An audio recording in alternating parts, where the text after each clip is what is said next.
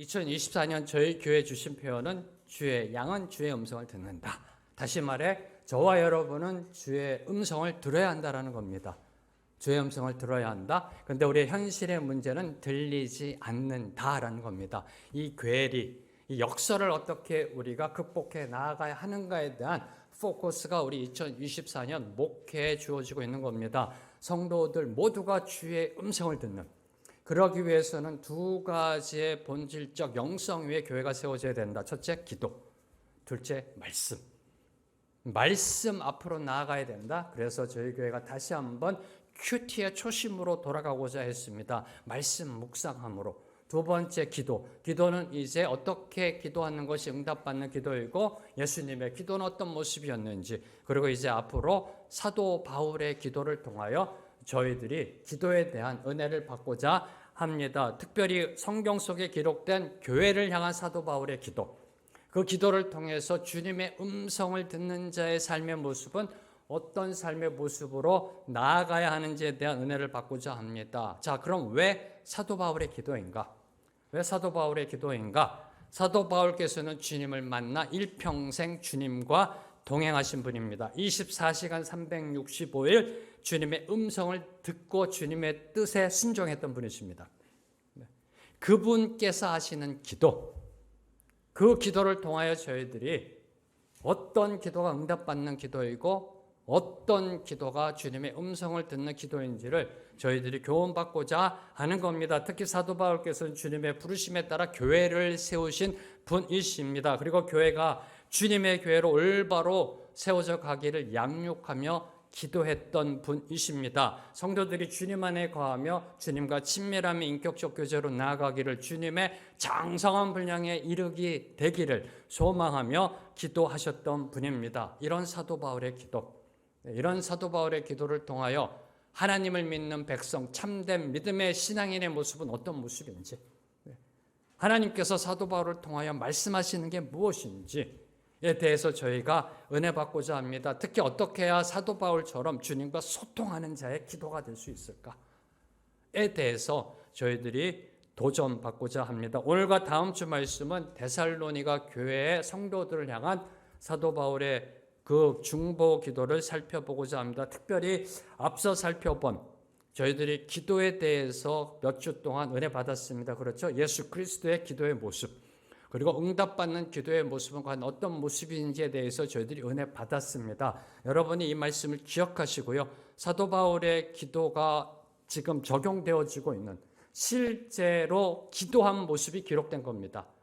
이 응답받는 기도의 원리, 예수 그리스도의 기도의 모습이 어떻게 사도 바울의 실제적인 기도 속에서 보여지고 있는지, 어떻게 적용되고 있는지를 여러분이 보시면서 교훈받고자 합니다. 오늘 사도 바울의 기도는 이렇게 시작합니다. 2절 말씀, 오늘 2절 말씀 함께 읽습니다. 시작. 우리가 너희 모두로 말미암아 항상 하나님께 감사하며 기도할 때 너희를 기억함은, 항상 하나님께 감사하며 기도할 때 너희를 기억함은, 사도 바울께서는 항상 하나님께 감사함으로 기도할 때마다 데살로니가 성도들을 기억하셨다라고 기록되어 있습니다. 자, 이를 통해, 이 팩트를 통해 우리가 다시 한번 깨닫게 되는 진리, 기도에 있어서 저희들이 어떻게 나아가야 하는가에 대한 그 진리 두 가지. 첫째, 기도는 항상 하는 것이다.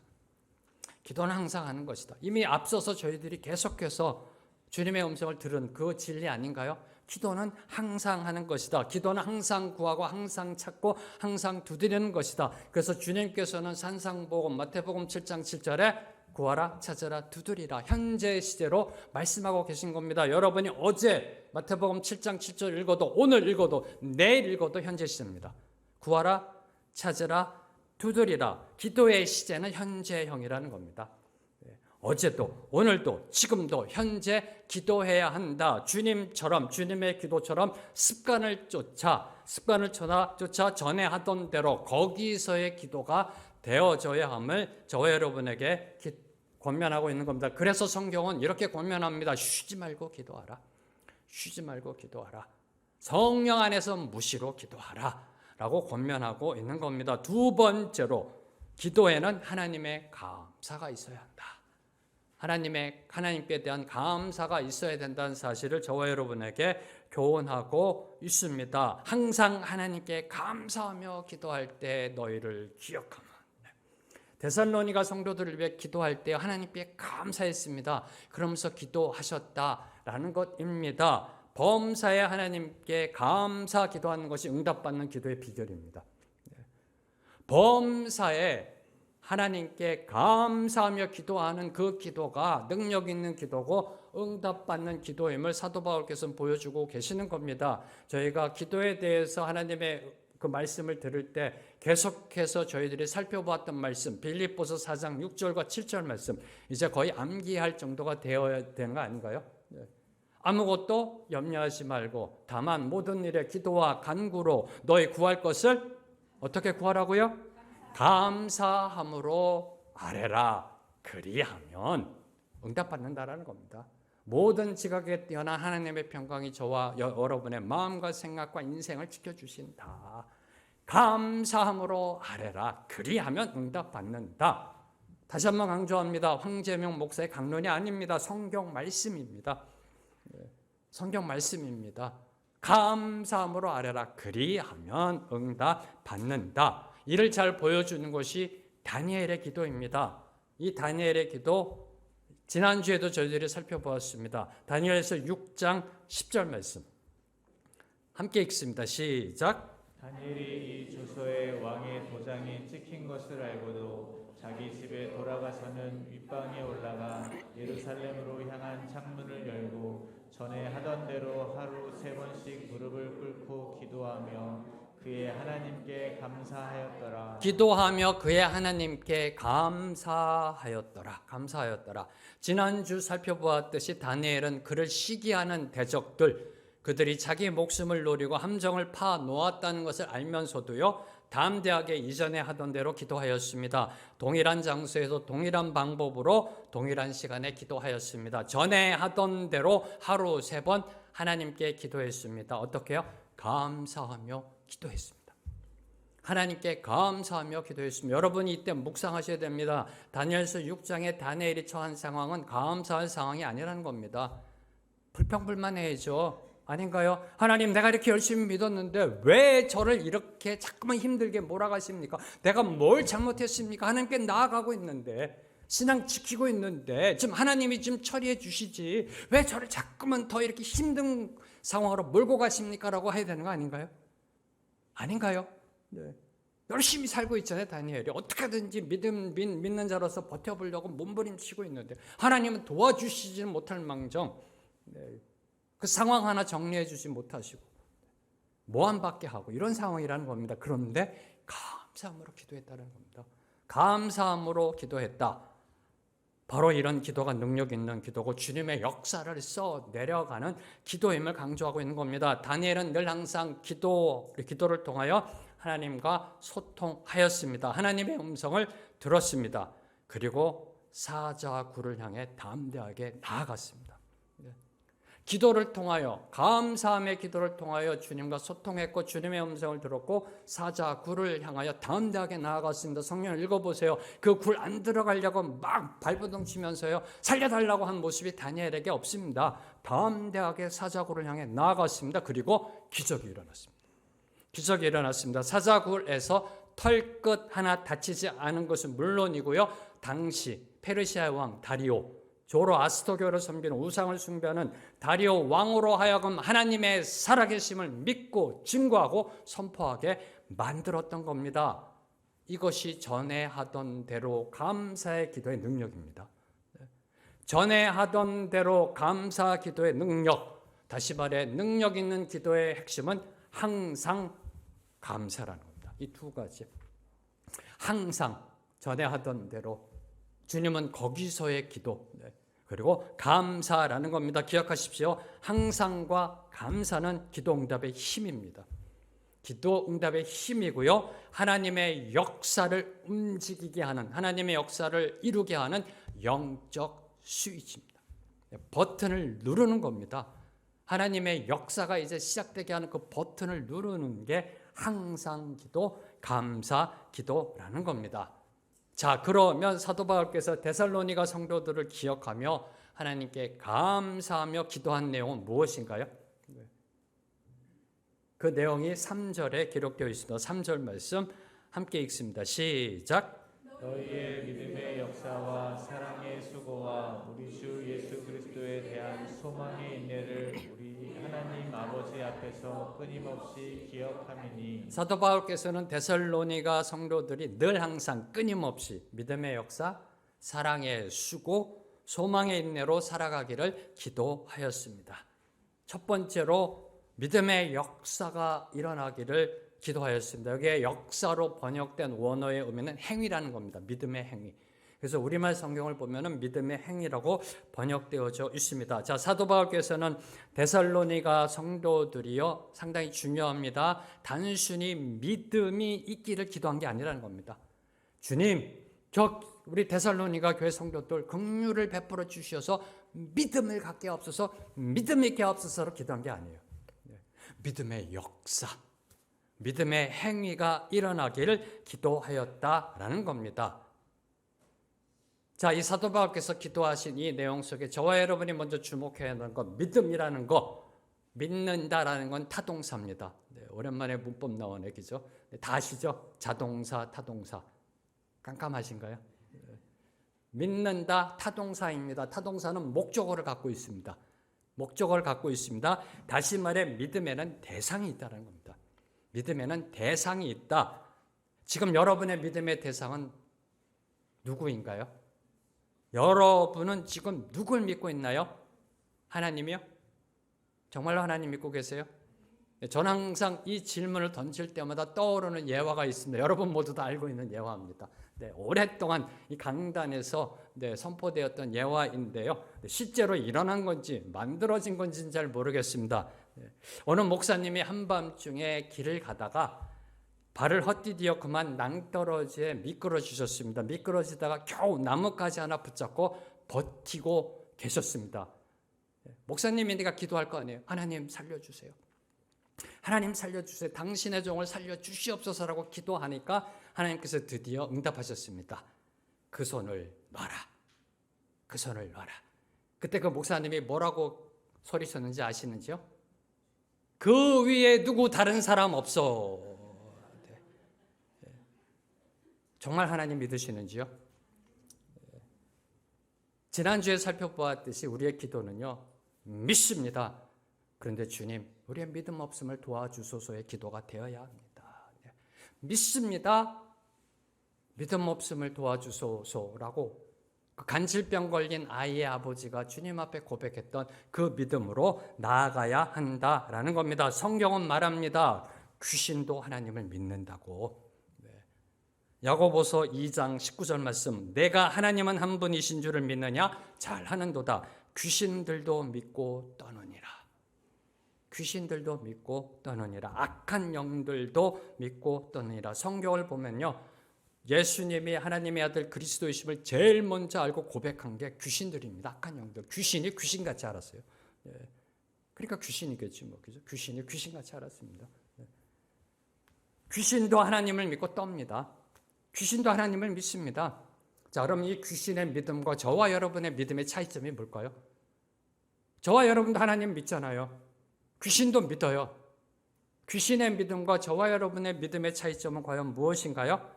그 차이점이 바로 믿음의 역사라는 겁니다. 믿음의 역사, 믿음의 행위.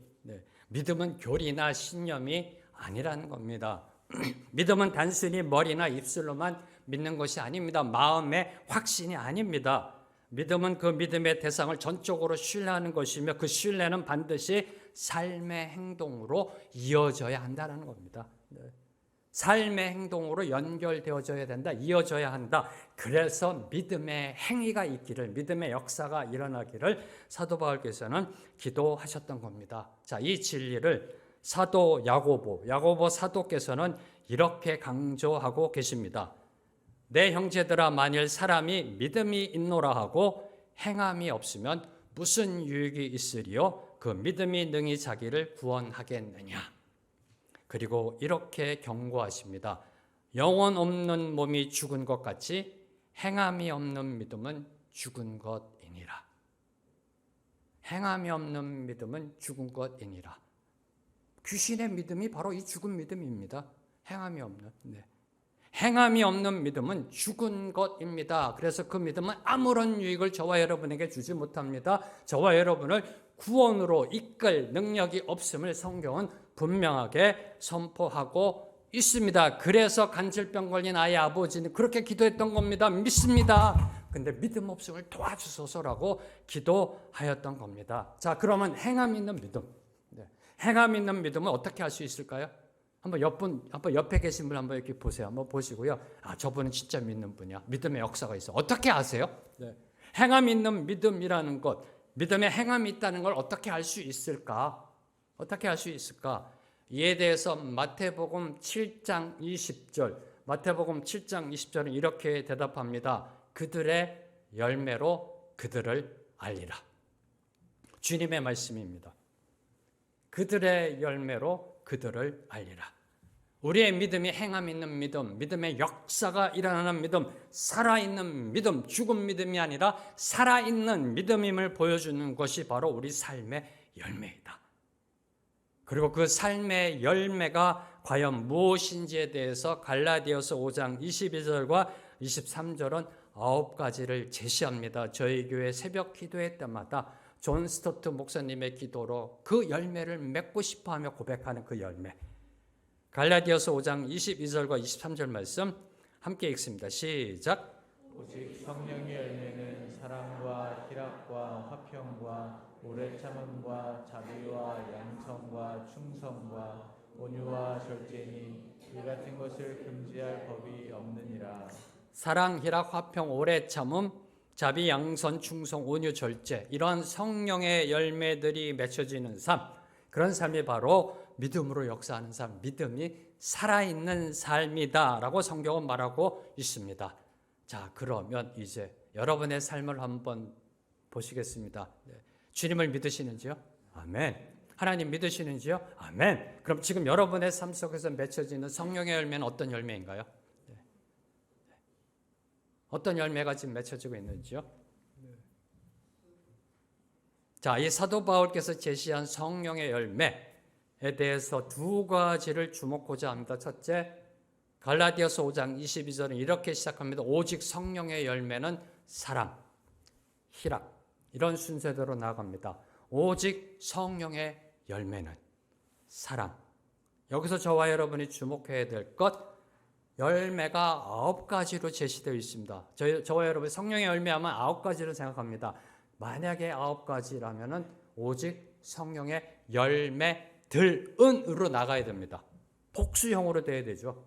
네. 원어에도 단수형으로 되어 있습니다. 오직 성령의 열매는이라고 되어 있습니다. 복수형으로 되어 있질 않아요. 성령의 열매가 9가지면 성령의 열매들은 하면서 9가지를 얘기해야 됩니다. 이게 맞는 문법입니다. 근데 원어에도 보면 단수형에 뭘 의미하는가? 성령의 열매는 사랑이라는 겁니다. 성령의 열매는 사랑. 나머지 8개는 그 사랑의 열매를 추가적으로 보충적으로 설명하는 것. 다시 말해 사랑의 다른 면을 보여주고 있는 겁니다. 바로 이 부분을 풀어 설명한 게 고린도전서에 나오는 사랑장이라고 불려지고 있는, 사랑은 시기하지 않고 투기하지 않고 이걸 풀어서 설명한 겁니다. 성령의 열매는 사랑이라는 것입니다. 그리고 두 번째로 저희들이 주목해야 될 것, 열매라는 것 속성상 그 열매는 나를 위한 게 아니라 남을 위한 것이라는 겁니다. 지금까지 여러분이 사과나무가 사과를 먹는 거 보신 분 계세요? 포도나무가 포도를 먹는 거 보세요. 내가 열매를 맺혔으니 내가 먹어야지 하면서 배나무가 갑자기 자기가 배를 따가지고 먹는 거 보셨어요? 열매라는 거는 다른 사람을 위한 겁니다. 열매라는 거는 다른 사람에게 주기 위해 맺는 거예요. 그래서 속성상 나를 위한 것이 아니라 남을 위한 것이다. 자, 이를 정리해 보겠습니다. 믿음의 역사는 행함이 있는 믿음입니다. 그리고 그 믿음이 진짜인지 가짜인지 진위 여부는 삶의 열매로 알 수 있다. 삶의 열매의 본질은 사랑이다. 근데 그 사랑의 열매는 나를 위한, 나를 이기적인 것, 나 중심, 나 잘 되는 것이 아니라 남을 덮어주고 품어주고 남을 배려하고 남을 품어주는 것이다. 바로 이런 믿음의 삶을 성도들이 살아가기를 사도 바울께서는 기도하셨던 겁니다. 이게 믿음의 역사. 이게. 그래서 저희들이 지난주에도 말씀 살펴보았듯이 응답받는 기도에 있어서의 본질 믿음이었잖아요. 믿음. 기억하십시오. 믿음은 형제사랑, 이웃사랑으로 증명된다. 그래서 사랑으로 역사하는 믿음이다라고 사도 바울께서 말씀하고 계시는 겁니다. 믿음은 사랑으로 역사한다. 그래서 사도 바울께서 다음으로 기도한 것이 사랑의 수고가 있기를. 사랑의 수고가 있기를 기도하셨던 겁니다. 자, 이는 사랑이 단지 입술로만 말하는 것이 아닙니다.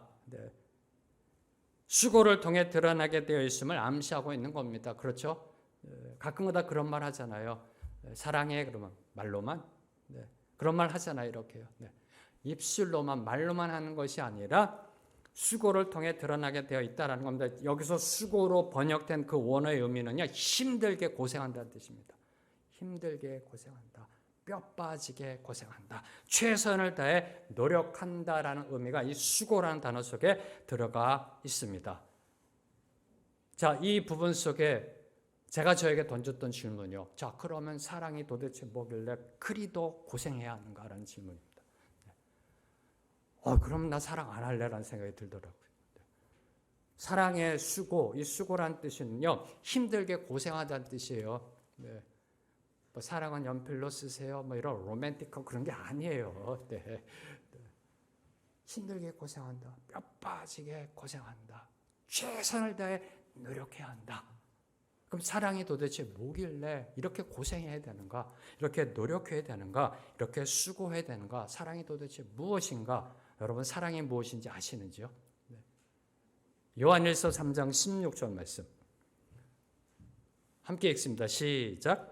그가 우리를 위하여 목숨을 버리셨으니 우리가 이로써 사랑을 알고 우리도 형제들을 위하여 목숨을 버리는 것이 마땅하니라. 우리가 이로써 사랑을 알고 우리가 이로써 사랑을 알게 되었다라고 고백합니다. 이로써가 뭔가 이로써 through this 이로써는 그가 예수가 우리를 위하여 목숨을 버리셨으니 예수 그리스도께서 우리를 위하여 목숨을 버리셨으니 이로써 우리가 사랑을 알게 되었다라고 고백하고 있는 것입니다. 자, 이는 우리를 위하여 목숨까지도 내놓으신 예수 그리스도의 십자가 사랑을 체험하지 못하면 사랑을 모른다라는 겁니다. 참된 사랑은 그리스도의 십자가 사랑이라는 겁니다. 진정한 사랑을 경험해 봐야 맛보아 알아야 사랑이 무엇인지를 알게 된다라는 사실을 강조하고 있는 겁니다. 자, 이 부분에 있어서 세상 논리, 세상 가치관도 같은 생각이더라고요. 이 부분에 있어서도요. 전 이 부분에 있어서 깜짝 놀랐습니다. 왜요? 세상은 사랑에 대해서 좀 가볍게 생각하잖아요. 이렇게. 그런데 자료를 찾다 보니까 세상 철학적 어프로치도 동일한 생각을 갖고 있다는 사실에 정말 놀랐습니다. 몇 해 전 한겨레 신문에 사랑이란 무엇인가라는 컬럼이 실린 적이 있습니다. 사랑이 무엇인가? 여러분이 인터넷 들어가서 한겨레 사랑이 무엇인가 하면 이 자료가 나올 겁니다. 그 컬럼에 보면은요, 이렇게 기록되어 있습니다. 우리는 어릴 때부터 사랑해야 한다고 배운다. 마치 사랑이 인스턴트 식품이나 진공 포장 상품처럼 슈퍼마켓에서 살 수 있는 상품인 것처럼 사랑해야 한다는 개념은 단지 허위와 위선을 낳을 뿐이다. 그리고 이렇게 결론 내렸습니다. 사랑은 타인에 대한 우리의 감정이 아니라 변화된 마음의 태도이다. 사랑받을 때까지 우리는 다른 사람을 사랑할 수 없다. 사랑을 받아봐야, 사랑을 경험해야 사랑할 수 있다는 겁니다. 참된 사랑, 진정한 사랑을 맛보아 알아야 그 사랑을 베풀 수 있다라는 겁니다. 맞는 말입니다. 그렇죠? 사랑 받아봐야, 체험해봐야 그 사랑을 베풀 줄 아는 거 아닌가요? 주님이 우리를 향한 사랑, 주님의 십자가 사랑이 바로 나를 향한 사랑. 네. 나를 향한 사랑임이 뼛속까지 느껴지고 고백될 때 2000년 전 골고다 언덕에 세워졌던 그 십자가가 삼자적, 타자적 십자가가 아니라 이 십자가가 나를 향한 십자가였구나. 나를 살려내기 위한 십자가였구나. 라는 이 사실이 뼛속까지 느껴지고 고백될 때 그때서야 주님 사랑이 이런 거군요 라고 고백하게 된다라는 겁니다. 아, 사랑이 이런 거군요. 사랑이 이런 거군요 라고 깨닫게 된다라는 것입니다. 그리고 그 사랑을 흘려보내서 받은 사랑을 흘려보내서 이웃을 돕고 형제를 돕는 형제사랑, 이웃사랑으로 나아갈 수 있게 되는 겁니다. 그리고 목숨까지도 내놓을 수 있는 사랑으로 나아가게 된다라는 겁니다. 한마디로 사랑의 감정이 행동으로 이어지지 않으면 그것은 사랑이 아니라는 겁니다. 네. 사랑의 감정이 행동으로 이어지지 않으면 사랑이 아니다. 실천되지 아니한 사랑은요, 아무리 가슴이 뜨거워도 사랑이 아니다라는 겁니다. 그래서 사랑의 수고가 필요한 겁니다. 사랑의 수고가 필요한 겁니다. 끝까지 책임지고 손해보고 희생하고 심지어 목숨까지도 내놓는 고통의 노력이 필요하다. 네. 전 이 사랑의 수고를 생각할 때마다 늘 떠오르는 분이 계세요. 늘 떠오르는 분. 네. 이수현이라는 분. 네. 이수현. 이제 망각하셨나요? 이수현? 네. 몇 분만 고개를 끄덕끄덕 하시네요. PPT 한번 띄워주실래요? 네. 2001년 일본 지하철에서 술에 취해 선로에 떨어진 일본인을 구하려다가 목숨을 잃은 한인 유학생이었던 이수연. 그 이수연을 일본은 지금도 잊지 않고 있습니다. 엊그제 금요일 날 26일이 23주기였었습니다. 그때도 많은 사람들이 모여서 추모식을 거행했었습니다. 자, 자신의 목숨을 바치는 살신성인의 희생 앞에서는 저절로 고개가 숙여집니다. 절대로 잊지 못합니다. 일본은 오늘도 이수연을 기억하고 있습니다. 이 대목에서 저와 여러분이 놓치지 말아야 할 사실, 놓치지 말아야 할 사실, 인간의 살신성인의 사랑보다 더 큰 사랑이 있다라는 사실. 인간의 살신성인의 사랑이 감히 비교할 수 없는 더 큰 사랑이 있다. 바로 그것이 예수 그리스도의 사랑입니다. 왜요? 인간이 인간을 위해 목숨 내놓는 사랑, 참으로 귀한 사랑입니다. 그죠? 생명부지의 사람을 위해 목숨 내놓는 살신성인의 사랑, 귀한 사랑입니다. 저희들이 절대로 잊어서는 안 되는 사랑입니다. 그런데 신이신 하나님이 절대자, 창조주 하나님이 인간을 위해 목숨을 내놓는다? 아무 자격 없고 공로 없는 저와 여러분, 성경에 보면은 벌레 같은 저와 여러분, 신이신 그분이 저와 여러분을 향해 목숨을 내놓는다? 이 사랑에 비교될 수 있는 것은 이 세상에 없습니다. 인간이 인간을 향해 내놓는 사랑도 귀하고 값진데 신이신 하나님이 우리를 위해 목숨을 내려놓으셨다? 그보다 더 값진 사랑이 있을런지요? 그보다 고귀한 사랑이 있을런지요? 그 사랑을 저와 여러분이 받았다는 겁니다. 그 사랑을. 그 사랑을. 세상은 이수연 씨의 사랑을 잊지 못합니다. 근데 그 사랑이 감히 비교할 수 없는 사랑, 그 사랑을 저와 여러분이 거저 값없이 받았다라는 겁니다. 이제 우리 차례입니다. 이제 우리 차례. 값없이 거저 받은 그 십자가 사랑으로 주위를 살펴보아야 하고요. 형제와 이웃을 품어주어야 한다라는 것입니다. 왜요? 거저 받았으니까.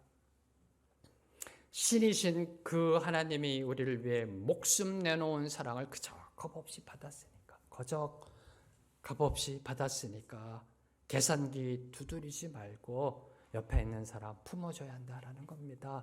give and take가 아니라 네가 나한테 요만큼 했어? 그럼 나도 요만큼 하고. 쉽지 않습니다. 이걸 뛰어넘어야 한다는 겁니다. 어떻게 뛰어넘을 수 있어요? 그분의 사랑이 뼛속까지 느껴질 때. 주여 감사합니다로 나아갈 수 있게 된다는 겁니다. 오래전 기독교 신문에요. 오래전 기독교 신문에는 교회가 새 신자를 쫓아내는 10가지 말이라는 기사가 실린 적이 있었습니다. 네, 교회가 새로운 신자를 쫓아내는 10가지의 말. 네, 그 중에 하나가 바로 새 신자가 처음 와서 자리에 앉았는데요. 기존 신자가 와서 하는 말. 미안합니다. 여기가 원래 제 자리입니다. 100% 새 신자는 그 교회 안 나온다고 합니다. 네. 앉아 있는데 와가지고요. 미안합니다. 여기 원래 제 자리인데요. 조금 옆으로 옮겨주실래요? 그러면 그 새 신자는 100% 교회를 떠난다고 합니다. 기억하십시오. 사랑의 수고는요. 무슨 거창한 프로젝트가 아닙니다. 사생결단의 캠페인이 아닙니다. 전부 다 목숨 내놓고 죽으면 이 땅에 기독교인 하나도 안 남게요. 그게 하나님이 원하시는 게 아니라니까요. 자, 예수님처럼 목숨 내놓은 사랑으로 나아간다고 생각해 보세요. 교회 텅텅 빌 거 아니에요. 다 목숨 내놓고 다 하늘나라 있고. 사생결단의 캠페인이 아니라 내가 할 수 있는, 내가 줄 수 있는 아주 작은 것, 그것으로 남을 배려하고 품어주는 것으로부터 시작하는 게 사랑의 수고입니다. 내가 할 수 있는 것, 내가 줄 수 있는 것, 아주 작은 것부터 그것으로 품어주고 그것으로 배려한 것으로부터 시작되는 것이 사랑의 수고입니다. 자, 세 번째로 사도 바울께서 교회를 위해 기도하신 것은 소망의 인내입니다. 소망의 인내. 사람은 누구나 소망이 있습니다. 기대하는 것이 있습니다. 왜요? 소망 없으면 삶에 활력이 없습니다. 지금 여러분이 소망하고 있는 것은 무엇일런지요? 뭘 소망하고 계시는지요? 여러분의 인생 소망은 무엇인지요? 무엇이었는지요? 네. 자, 이 소망이라는 단어, 소망이라는 것은요, 우리가 궁극적으로 바라보는 것입니다. 사전적 의미로 볼 때 우리가 그걸 이루려고 기대하며 노력하는 것이 소망이라는 단어입니다. 그래서 소망을 이루기 위해서는 어느 정도의 시간이 필요합니다. 소망을 이루기 위해서는 그렇죠. 만약에 소망이라는 것이 생각하자마자 그 즉시 이루어진다면 그건 소망이 아니죠. 그래서 소망은 기다림의 인내가 반드시 수반되는 겁니다. 기다림의 인내가 있어야 됩니다. 그리고 인내라는 것, 오늘 성경 말씀 속에 소망의 인내라고 되어 있는 이 인내라는 것은 기대하며 참아낸다는 뜻입니다. 기대하며 참아낸다. 다시 말해 버틴다가 아니라 견뎌낸다라는 겁니다. 네. 이 상황 조금만 버텨. 그러면 지나갈 거야. 버텨내는 게 아니라 견뎌내는 것. 한마디로 소망을 이루기 위해 각고의 노력이 필요하다라는 사실을 저와 여러분에게 교훈하고 있습니다. 자, 그러면 지금 여러분이 생각하고 있는, 여러분이 목표를 두고 있는 그 소망을 이루기 위해 어떤 노력을 하고 계시는지요? 네. 어떤 각고의 노력으로 나아가고 계시는지. 아니, 그 소망은요, 지금 여러분이 노력하고 있는 그 소망은 인내할 만큼 가치 있는 소망인가요? 여러분이 인내할 만큼, 네. 노력할 만큼 가치 있는 소망인가요? 혹시 나중에 시간이 흘러서 인생을 뒤돌아보면서 내가 이걸 위해 지금까지 이런 고생했던가라고 후회하는 그런 소망이 아닐런지요? 네. 그렇죠? 인생 가운데 이것을 이루고자라고 소망을 놓고 나아갔는데 나중에 특별히 이 세상을 떠날 때 인생을 정리할 때 보니까 헛살았다 내가 이걸 위해 지금까지 살아왔나라고 후회하는 소망은 아닐런지요?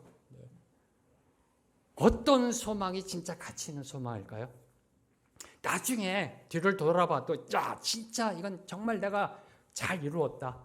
내 인생 올인할 가치가 있었다. 진정 가치 있는 소망은 과연 어떤 소망일까요? 이에 대해서 오늘 3절 말씀은 이렇게 선포합니다. 예수 그리스도에 대한 소망이다.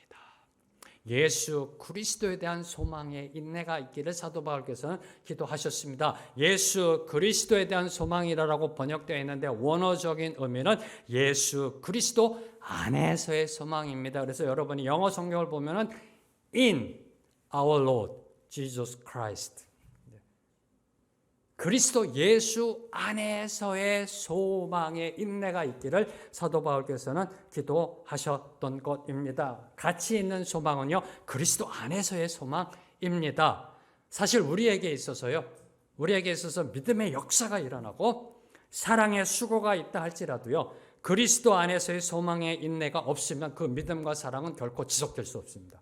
제 경험입니다. 제 간증입니다. 네. 우리의 믿음의 역사가 일어납니다. 성령의 열매가 맺어지고요, 사랑의 수고가 일어납니다. 그런데 그리스도 안에서의 소망의 인내가 없으면 그 믿음과 사랑은요, 결코 지속될 수 없습니다. 예배와 찬양으로 은혜 받고요, 말씀과 기도로 충만할 때는 무엇이든지 할 수 있다라는 그런 믿음이 막 생겨납니다. 누구든지 사랑으로 품어줄 수 있을 것 같습니다. 네. 은혜 받을 때 누구든지 사랑으로 품어줄 수 있다. 근데 하지만 이 믿음과 사랑이 언제나 충만할 수 있는 것이 아니라는 것, 충만할 수 없다는 것이 우리의 현실 아닐런지요. 네. 여러분의 현실 아닌가요? 저의 현실이고요. 믿음과 사랑이 늘 항상 24시간 충만하시던가요? 늘 항상? 네. 그럼 인간이 아니죠. 네. 그럼 벌써 천국에 가 있는 겁니다. 믿음과 사랑이요, 늘 항상 충만할 수 없다는 것이 우리의 현실입니다. 때론 인생살이가 곤비하여 지치기도 합니다.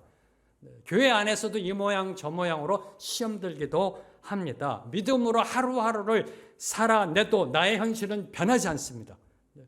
미워하는 자를 사랑으로 품겠다고 발버둥치며 몸부림치지만 전혀 변하지가 않을 때 탈진합니다.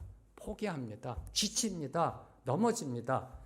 이럴 때 우리를 다시 일어서게 하는 것, 그게 바로 그리스도 안에서의 소망입니다. 그리스도 안에서 소망. 왜요? 그리스도 안에 우리가 있으면 환난은 인내를, 인내는 연단을, 연단은 궁극적으로 우리를 소망으로 인도하기 때문에, 그래서 그리스도 안에서의 소망이 중요한 겁니다. 다시 선포합니다. 그리스도 안에 우리가 있으면 그 어떤 환난의 인내로, 인내는 연단으로, 연단은 우리를 궁극적으로 소망으로 인도하기 때문입니다. 그래서 표정이 그렇게 나오실 줄 알았어요. 네. 저게 어떻게 이게 감이 오지? 막 이런 고민이 들더라고요. 이렇게 선포했을 때 성경 말씀을 제가 선포한 건데요, 이걸 성도들이 제대로 이해할 수 있을까 고민하게 됐어요. 이를 좀 더 어떻게 실감나게 주님 설명할 수 있게 도와주세요 라고 기도하는데 하나님은 역시 하나님이세요. 기가 막히게 보여주세요, 이 자료를. 네. 자료를 서치하고 하는데요, 주님 이걸 좀 더 어떻게 좀 잘 설명할 수 있을까 없을까 했더니 딱 보여주세요. 네. 과학자들이 쥐를 갖고 실험한 내용입니다. 과학자들이요. 네. 과학자들이 두 건강한 쥐를 가지고 실험하였는데요, 한 마리는 완전히 뚜껑을 덮은 전혀 햇빛이 비치지 않은 항아리에 넣었고, 다른 한 마리는 햇빛이 비치도록 조그만 구멍을 뚫어놓은 항아리에 넣고 비교해 보았다고 합니다. 그 결과 햇빛이 조금도 비치지 않는 캄캄한 항아리 속에 들어간 쥐는 3분을 못 버티고 죽었고요. 햇빛이 비치도록 구멍을 뚫어놓은 항아리의 쥐는 무려 36시간이 지나도 죽지 않았다고 합니다. 그럼 캄캄한 항아리 안에 쥐가 3분 만에 죽은 이유는 무엇일까요? 아니, 과학자들은 왜 이 실험을 했을까요? 그 캄캄한 항아리 속에 있던 쥐가 3분 만에 죽은 이유는 바로 절망. 과학자들은 이 절망이라는 이 단어가 어떤 영향을 주는지를 실험했던 겁니다. 캄캄한 절망 가운데 처했기 때문에 3분도 견디지 못하고 죽고 만 것입니다. 저와 여러분, 우리가 그 어떤 시련과 고난 속에서도 다시 일어설 수 있는 것, 그것은 소망이 있기 때문입니다. 꿋꿋이 견뎌낼 수 있는 힘, 그 힘은 바로 소망이 있기 때문입니다. 그리스도 안에 거하는 소망, 주님이 우리를 위로하시며 격려하시며 우리를 일으키시는 소망, 너는 이대로 주저앉을 자가 아니다, 이렇게 무너질 자가 아니다, 너는 나의 사랑하는 아들이요 나의 사랑하는 딸이다, 일어나거라. 그 그리스도 안에서의 그 소망이 우리를 다시 일으켜 세우는 것입니다. 그래서 사도 바울께서는 우리 믿는 자들의 삶 가운데 이 소망이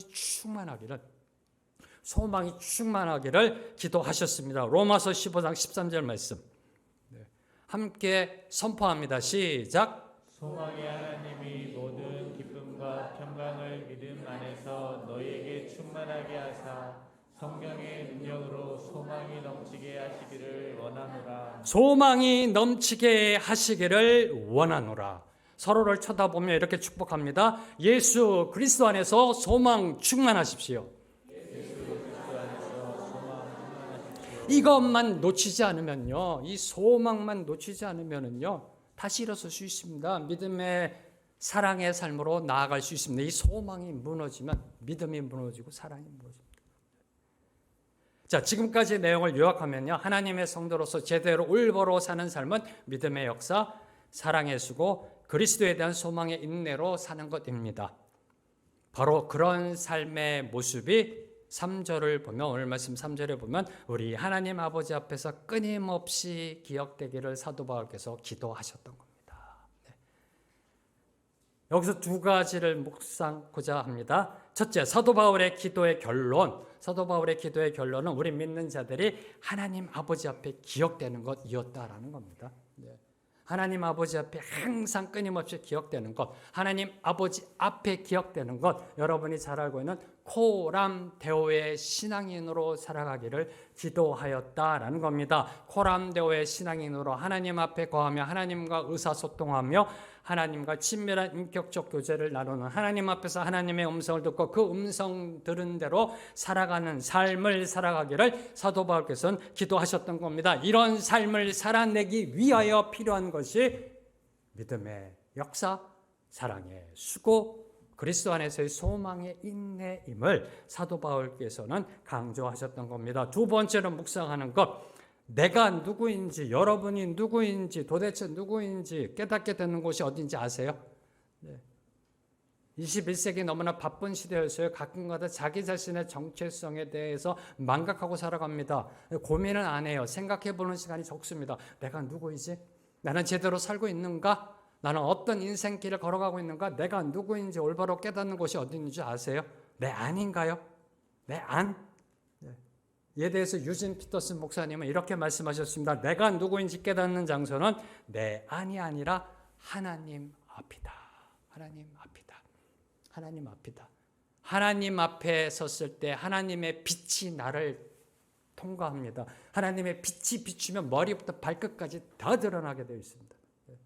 제가 이걸 MRI, 영적 MRI 또는 영적 CT라고 말씀드리는 거잖아요. 빛이신 그분 앞에 서면요, 우리의 모든 것이 드러나게 되어 있어요. 모든 것. 내가 나를 보는 곳은 하나님 앞입니다. 하나님 앞. 그래서 하나님 앞에서 기억되기를 기도하셨던 겁니다. 왜요? 하나님 앞에 섰을 때 내가 누구인지가 적나라하게 드러납니다. 내가 얼마나 자격 없는지, 공로 없는지, 형편 없는지, 얼마나 못됐는지 다 드러나게 된다는 겁니다. 죄인 중에 괴수인지가 철저하게 깨닫게 되어 그저 하나님 앞에 가슴을 치며 엎드리게 될 수밖에 없다라는 겁니다. 네. 다시 말해 내가 죄인이라는 고백이 나와야 예수 그리스도의 십자가의 은혜가 얼마나 감사한지 가슴속 깊이 체험하게 된다. 나를 향한 그 하나님의 사랑, 나를 향한 하나님 아버지의 사랑이 얼마나 깊고 넓은지를 깨닫게 된다라는 사실입니다. 이게 바로 하나님 아버지 앞에서 기억되기를 기도한 겁니다. 하나님 아버지 앞에서 기억되기를, 하나님이 단순히 기억해달라는 그런 기도가 아니라 이 기도가 담고 있는 그 의미가요, 하나님 아버지 앞에 나아가 내가 누구인지 깨달아 나를 향한 하나님의 사랑이 얼마나 감사한 건지, 자격 없는데 자격 베풀어 준 그 사랑 얼마나 감사한지 이걸 깨닫게 되기를 기도했던 겁니다. 오늘 말씀 4절 말씀 함께 읽습니다. 시작. 하나님의 사랑하심을 받은 형제들아 너희를 택하심을 아노라. 이렇게 사도 바울께서는 기도를 마무리하고 계시는 겁니다. 오늘 우리가 믿음의 역사, 사랑의 수고, 소망의 인내의 삶을 살아갈 수 있는 것, 그것은 바로 하나님의 사랑하심, 하나님의 은혜가 있었기 때문입니다. 우리에게 값없이 베풀어 주시는 하나님의 사랑 안으로 들어갈 때 정말 형편없는 죄인 중에 괴수인 나를 품어주시는 그 사랑으로 충만할 때 그때 믿음, 사랑, 소망의 삶을 살아낼 수 있습니다. 하나님의 사랑이 우리 신앙의 출발점입니다. 하나님의 사랑이 우리가 주님과 소통하는, 주님의 음성을 듣는 삶의 출발점입니다. 기억하십시오. 오늘도 하나님은 우리 각자의 이름을 일일이 기억하고 계시며 사랑한다라고 말씀하고 계십니다. 오늘 말씀을 묵상하며 함께 찬양함으로 나아갑니다. 오늘도 우리를 기억하시는 하나님의 사랑에 감사하며 찬양합니다. 아버지 사랑 내가 노래해.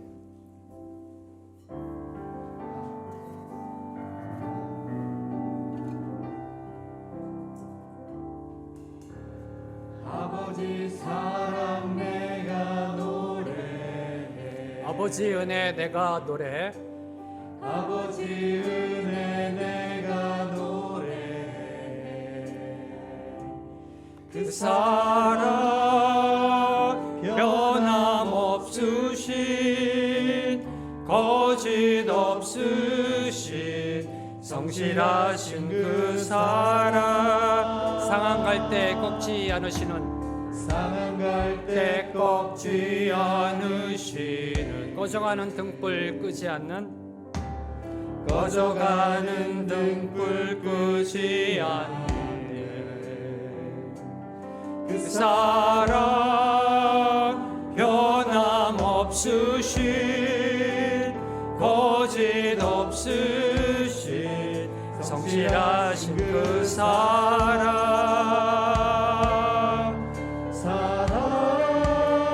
그 사랑 날 위해 그 사랑 날 위해 죽으신 날 위해 다시 사신 예수 그리스도 다시 오실 그 사랑 죽음도 생명도 천사도 하늘의 어떤 권세도 끊을 수 없는 영원한 그 사랑 예수 한 번 더 고백합니다. 아버지 사랑 내가 노래. 아버지 사랑 내가 이 아버지의 사랑 안으로 충만할 때 오늘 말씀의 삶을 살아낼 수 있습니다. 아버지 은혜 내가 아버지의 택하심의 은혜로 들어갈 때 믿음, 사랑, 소망의 삶을 살 수 있습니다. 주님과 소통하는 삶을 살 수 있습니다. 거짓 없으신 성실하신 그 사랑 상한 갈 때 꺾지 않으시는 상한 갈 때 꺾지 않으신 꺼져가는 등불 끄지 않는 꺼져가는 등불 끄지 않은 그 사랑 변함없으신 그 사랑 변함없으신 거짓 없으신 성실하신 그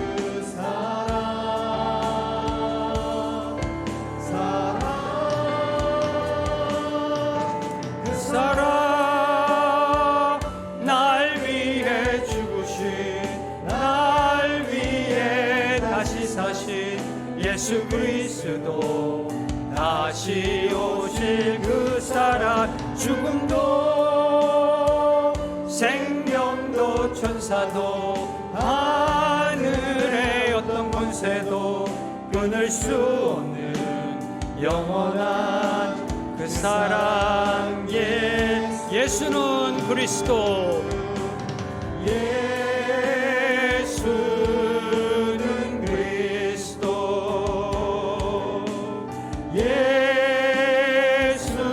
예수는 주 하나님의 영으로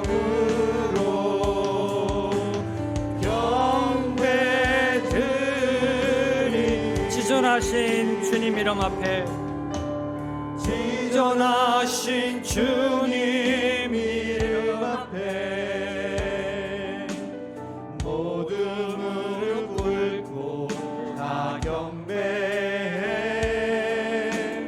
거룩하신 주님 보좌 앞에 엎드려 절하세 선포합니다. 예수는 그리스도 예수는 그리스도 예수는 주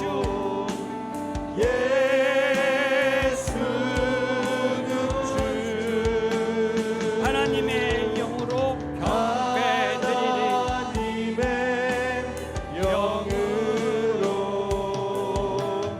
경배드리리